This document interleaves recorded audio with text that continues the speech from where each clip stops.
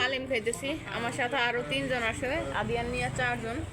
কিন্তু তারা হলো একজনের ফুপুর বাড়ি থেকে খাইছে, একজনের খালার বাড়ি থেকে। যাওয়ার পর চানাচুর বিস্কিট ফল দিছে, ওগুলা খাওয়ার পর আবার ভাত খেয়ে আসছে।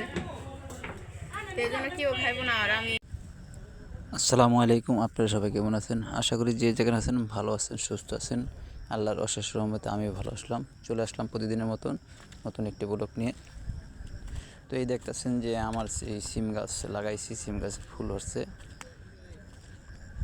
তো দুই একটা সিমও ধরেছে। তো আশা করা যায় সিম গাছে সিম হবে ইনশাল্লাহ। তো যারা আমার ভিডিওটি দেখতেছেন অবশ্যই লাইক করবেন, শেয়ার করবেন, আর যারা এখনও সাবস্ক্রাইব করেন অবশ্যই সাবস্ক্রাইব করবেন, সবসময় পাশে থাকবেন।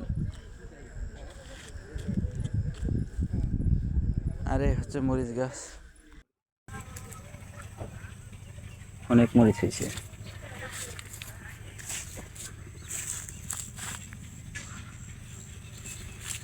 তো দু একদিনের মধ্যে মরিচ তুলবো, অনেক মরিচ হবে, বাজার নিয়ে যাবো, বিক্রি করে দেবো। এত মরিচ তো খাওয়া সম্ভব না, পুরাটাই মরিচের বাগান।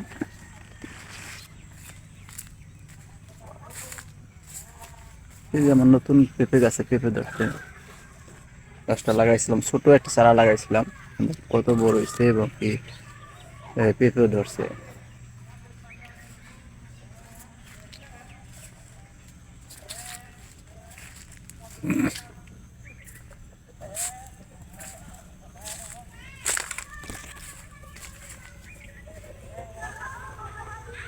গাছের গোড়া পানি লাগবো, গাছ শুকিয়ে দিতেছে, পানি দিয়ে সার দিলে আবার গাছটা অনেক সুন্দর হইব।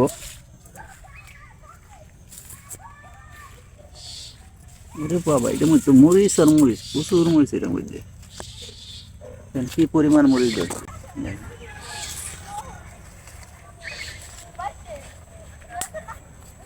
তবে এই মরিচটি খেতে অনেক মজা লাগে, যারা খেয়েছেন তারা অবশ্যই জানেন যে এই গাছের এই মরিচটি কি সুন্দর ঘ্রাণ এবং অনেক মজা, ঝাল। আসলে সব কিছুর মধ্যে একটা মজা থাকে, যেমন ঝাল এটার মধ্যে একটা মজা, শুকনো মরিচের একটা মজা, আর এই কাঁচা মরিচের আর একটা মজা। তবে এই বাড়ির গাছের মরিচটি অনেক, আমার কাছে অনেক ভালো লাগে। তো আপনাদের কাছে কেমন লাগে অবশ্যই জানাবেন, যারা এই মরিচ খেয়েছেন কমেন্টের মাধ্যমে জানাবেন এই মরিচগুলো আসলে কেমন লাগে। দিলে যাবো ভাই যাই নিচে বুঝলি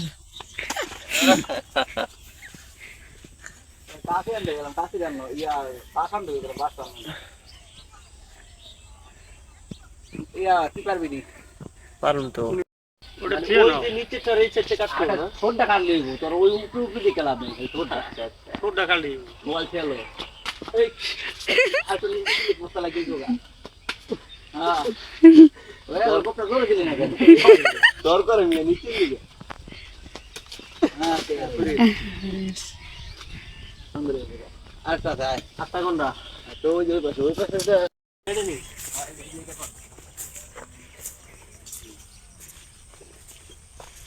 ভিডিও চালু করা লাগি আছে রে, কয়টা লাইন লাগি আছে? তিনটা চারটে ওই চারটে পাবি। হ্যাঁ আর তো কাটা লাগবো না, না না অন্য থাকলে অসুবিধা নেই, ওই চারটে বাদ দিব আর চারটে তো বাদ দিব। যাও বাবা আসো। কাটতে যাবে, দেখেন কলা, 4টা কলা কেটে গেছে, তো লাদ দিয়ে কাটাইছে, তো কলাটা কেটে গেছে গা। যাই হোক, লাঠি দা বাইন্দা যদি কাটতাম তাহলে এই ক্ষতির অবশ্য হইতো না। কাঁচকলা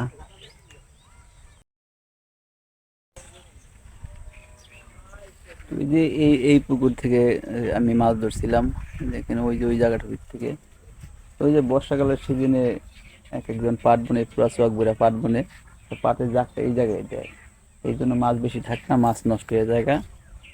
চিন্তা করছি এখানে কিছু একটা করার, যে কি করা যায় ভাবছি, এই পুষ্করিণীটায় কিছু মাটি খনন করে এই এই যে জমিতে একটু নিচা, এই জমির এখানে দিয়ে যদি মাটিটা দিয়া পুষ্করিণীটা একটু ভরাট করি তাহলে মনে হয় ভালো হয়। আর এই ক্ষেতটা এই জমিটা এমনি একটু নিচা, দেখেন এই যে প্রতিটা ক্ষেতের মধ্যে আপনার ফসল অনেক বড় বড়, কিন্তু এই ক্ষেতটা অনেক দেরি করে বোনা হয়েছে, কারণ এখানে পানি জমে আসলে বৃষ্টির পানি, এই জন্য আর কি দেরি হয়ে গেছে। তো এটার মধ্যে বুনছি হলো কালিজিরা বুনছি। তো এখন ভাবতেছি যদি এই জায়গার মধ্যে আমি কিছু ভিডিও দেখছি যে এরা পুষ্কুনি কেটে মাছ ছাড়ে এবং প্লাস উপরে লাউ গাছ লাগাই দেয়। লাউ গাছ লাগাই দিলে লাউর ফলন অনেক ভালো হয়, কারণ পানি পায়, শিকড়ে পানি পায়, লাউ অনেক সুন্দর দেখা যায়। আমি এরকম একটা ভিডিও দেখছি, তো একটা ভিডিও তাই আমি সিদ্ধান্ত নিচ্ছি যে এই জায়গাটা মনে হয় যে এরকম কিছু করলে মাটি কাইটা যদি মাছ চাষ করি তাহলে দেখা যায় পাট জাগ দিতে পারে না, আর আমার এই ক্ষেত্রের জন্য সুবিধা হয়। ক্ষেত্রে একটু মাটি উঁচু হয়, উঁচু হলে দেখা যাচ্ছে পানিটা জমবো না, পানিটা নেমে যাবে অন্য জায়গায় নেমে যাবে। তা আপনারা অবশ্য বল কমেন্টের মাধ্যমে জানাবেন যে আহ, আমি যে এই ডিসিশনটা নিছি আসলে কি এটা কতটুকু যে আমার ডিসিশনটা আসলে কতটুকু উপকারিত হবে, যা অবশ্যই আপনারা কমেন্ট করে জানাবেন। আর আপনাদের যদি কোনো অন্য এর চেয়ে ভালো কোনো ডিসিশন থাকে বা পরামর্শ থাকে তো অবশ্যই আমাকে জানাবেন, তো এখানে কী করা যায়। তো আমি আপনাদের জুম করে দেখাচ্ছি এই সামনের ক্যামেরা দিয়ে, দেখেন এই দেখেন ওই যে আমার কলা গাছ, এই হলো পুষ্কুনি, এই হচ্ছে পুষ্কুনি, আর এই হচ্ছে জিরা বুনছে। জিরা অনেক কালিজি, এটাকে কালিজিরা বলে, অনেক ছোট ছোট। আর এই যে অন্যান্য ক্ষেত্রে দেখেন ওদের ফসল অনেক বড়। পেঁয়াজ লাগাইছে, পেঁয়াজ কিছুদিনের মধ্যে উঠাইতে পারবে। কিন্তু এই জায়গার মধ্যে কোনো হালকা একটু বৃষ্টি হইলেই ক্ষেত্রের মধ্যে পানি জমে থাকে।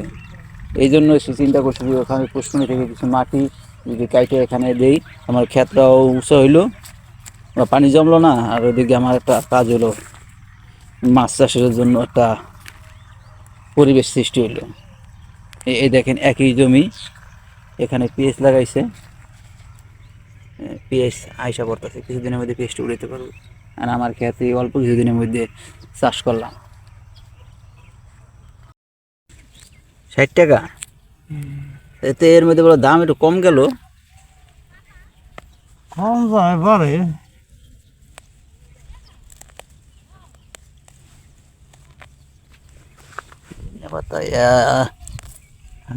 ঘেরান এবং দেখলে এমনি খাইতে মন চায়।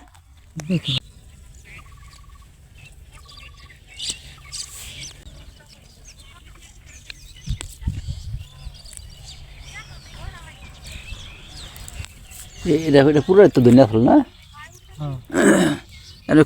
কুলিটা দিয়ে লাল হয়ে গেছে গা। কুলি কি সার মার দেন না? সার কুলি তো বাসন সার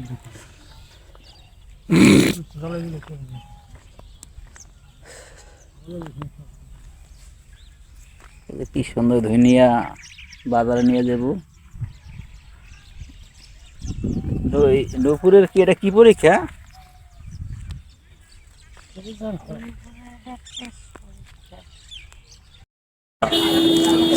আমি একদিন পর পর আহে আবার কালকে ডেট আছে, এটা ডেট আছে অনেক ডেট।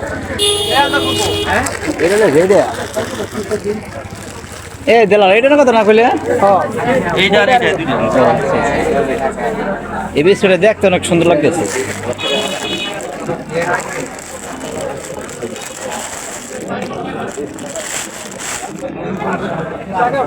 রুটি নিয়েছো নি?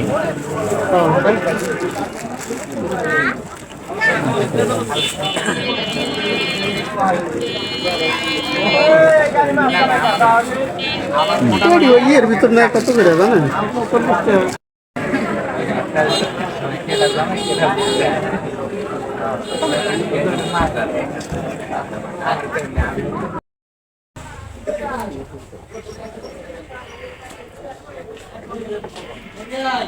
না জিনিসটা লে ভালো হইতেছে।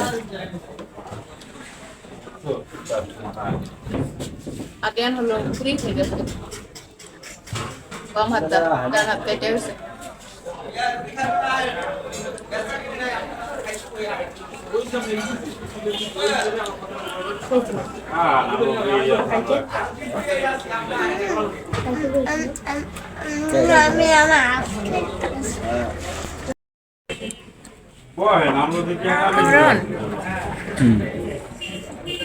তো এই যে দেখি হালিম খাইতেছি, আমার সাথে আরো 3 জন আসে, আদিয়ান নিয়ে 4 জন, কিন্তু তারা হলো একজনের ফুপুর বাড়ি থেকে খাইছে, একজনের খালার বাড়ি থেকে।